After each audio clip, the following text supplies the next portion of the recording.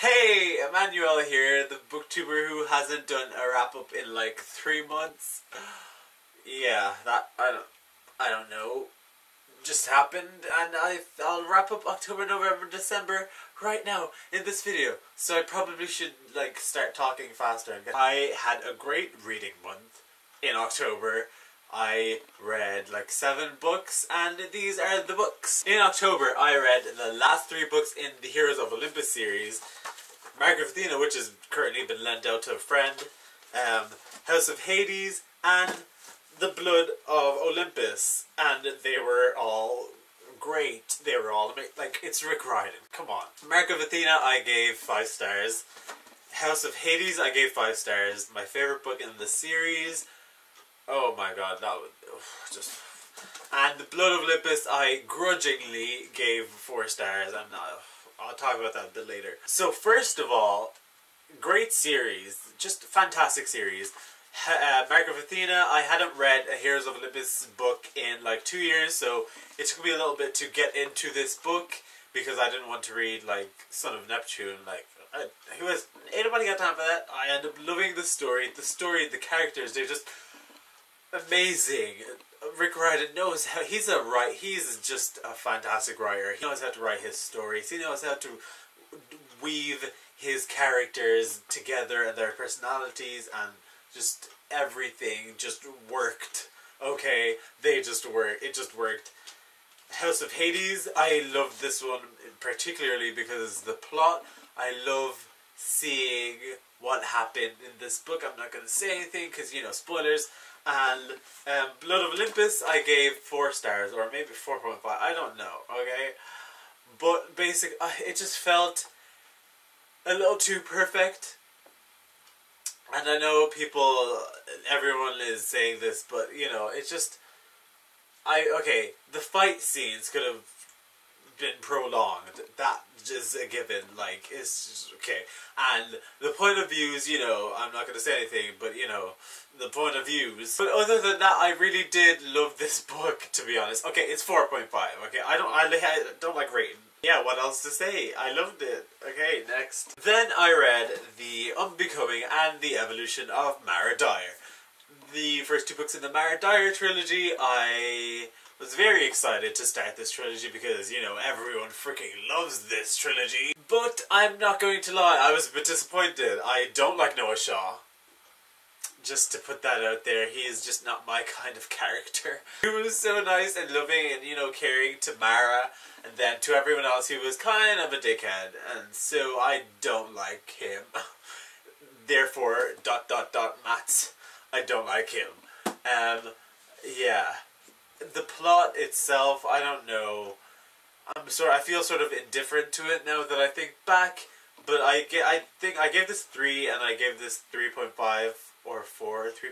I think it's 3.5, 3 and 3.5, because I liked them, but I didn't like some parts of them. I have the Retribution of Mara Dyer. I ordered it when it was published, but I just haven't been in the mood to read it because the end of the Evolution was just so weird, and I liked the end, but it was just so...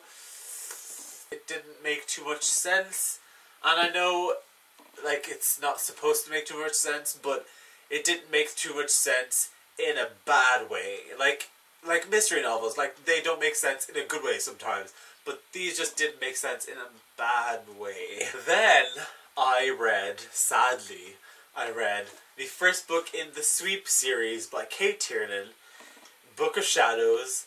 It wasn't that long. The whole book is like 600 pages, so Book of Shadows is like 200 pages, and basically it's about this girl who moves to a town and discovers she's a witch and joins a coven. And I don't even, like, I just remember not liking the end. I remember hating the end, actually, and just, now it's almost sort of a blur. I think I gave this 2 stars. Yeah, I didn't like it. What's her name again? Morgan. Her character was just so immature and so infuriating. I could not handle it. Like, there was this argument with her friend, supposed friend. Like, I don't know how they could be friends when something this simplistic could like get between them, but you know, I'll go with it. And I didn't like the characters. I didn't like how the plot went from like here to here in like 0.2 seconds, and I was like, wait, hold on there, like that doesn't quite make sense. But yeah, then I read Fangirl by Rainbow Rowell, and this was pretty good actually. Yeah, it's about this girl who is a twin, and she goes to college, and her twin, well, first her name is Kath, and her twin Ren wants to, like, you know, sort of diverge and become their own people, because they've sort of always been paired together because they're twins. A lot of twins have that problem. I'm not a twin, obviously. Not obviously, but I'm just not a twin. But I know some twins have that problem. But basically, she goes to college and she's finding it hard to, you know, get out there. And she meets people and it's just stuff happens. This is one of the few books where I almost have difficulty believing that these characters do not exist. Like, they were so well realized and so well developed. Rainbow Rowell is just such a good author, writer in that way. I give it 4, I think, because basically, like, for me, 5 stars is like, I connected to this book on such a fundamental level that I love it so much, and this just wasn't there for me. I really liked it, I just didn't love it. So yeah, that makes sense. Yeah, that's reasonable. Then I reread Mockingjay for the movie that was coming out. Obviously, Mockingjay Part 1.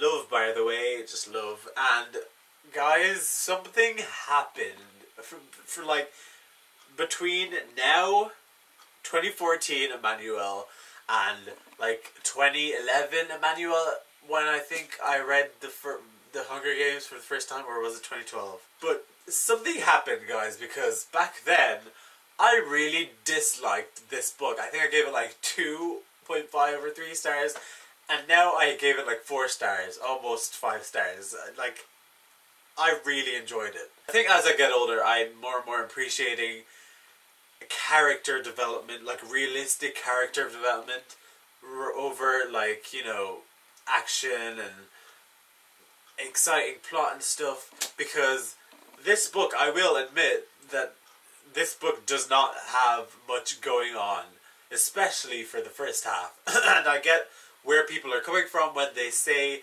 they weren't too interested, but I don't know, for me it was just so interesting to read, like, just to read about Katniss again, to read about how she was coping with losing Peeta, and just everything that goes on in this book. It was just so realistic. Okay, one pet peeve is when people say that, like, Katniss is, like, no longer herself or whatever. And just think about it. She has gone through 2 Hunger Games. Not 1, 2. She has lost the love of her life, and so much shit has gone on. Like, obviously she's not the same person. Just normally, anyway, you wouldn't be the same person 2 years from where you are now. So obviously Katniss is not going to be the same person. Oh my god, just stop, please. And for people who say Mockingjay Part 1 movie was boring, you just need to stop. You just need to not, because no, that movie was slower paced, but it was not boring. There were things going on. Like, it cannot be boring if things happen. Like, oh my god, just stop. Then I read the last 3 books in the Harry Potter series because I was just in the mood. Like, around Christmas time, I'm just in the mood to read Harry Potter, and I was already doing a series reread for the year, so I decided to just finish it off. I read the last 3, Order of the Phoenix in November, and Half-Blood Prince and Deathly Hallows in December, at the start of December. Loved them, obviously. It was my first time rereading Order of the Phoenix and Half-Blood Prince, and I loved them even more, I think. like you pick up on, like it's just so layered and so well written. You just pick up on more and more things, like the more you read the series, and it's just, oh, J.K. Rowling, you're my hero. Next book I read, and this book has made it into my list of favourites for this year. It is Because of Mr. Terrupt by Robert Buea. Basically, this is about a group of kids in middle school, I don't know how you Americans do your system, but they're in 4th grade, and they get this new teacher, and he's very different from all the teachers they've ever had. This group of 7 kids, very different kids from very, rough backgrounds or home situations, and he sort of bands them together and forms very strong friendships that will last probably forever. And it's just really good. It's set, it's written from each of the 7 kids' point of view, and it almost feels like a younger version of The Breakfast Club. Like, there's a sporty one, there is the prankster, the jokester, and there's the princess, there's the genius. It was so good, guys. I read this in one sitting. I gave this 5 stars. It was brilliant. I really, really enjoyed it. And then, the last book I read in 2014 was The Darkest Minds by Alexandra Bracken. Yes, finally read this book, finally on board the bandwagon, as you say. These kids develop this disease. It's called the IAAD, N, and it basically kills most of the child population, and those who survive come out the other side with abilities. They are rounded up into camps, almost sort of concentration camps, and like they call them rehabilitation camps. Basically, Alexandra Bracken's writing doesn't really click with me. I didn't love it, and because I was sort of indifferent toward it, I was indifferent toward almost everything in the book. I don't know, I just didn't feel that emotionally connected with the book. And as it went on, I just sort of felt, I was just reading it to read it. I thought there were as many good parts as there were negative, bad parts. So yeah, I am probably going to read the sequel though.